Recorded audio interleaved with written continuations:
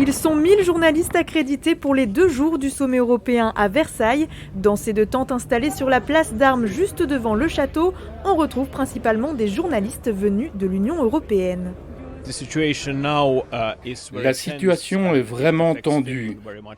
Elle concerne la Finlande à cause de notre frontière avec la Russie.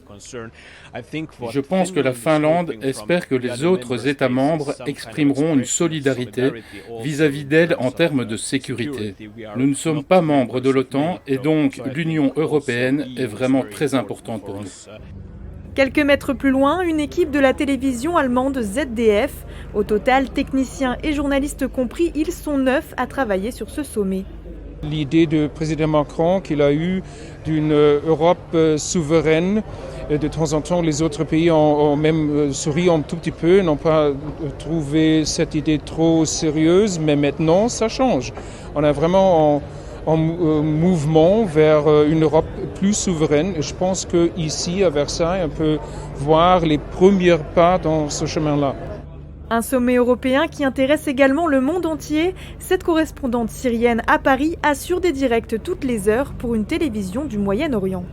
L'Amérique, la Russie, la Chine sont concernés, donc le Moyen-Orient aussi.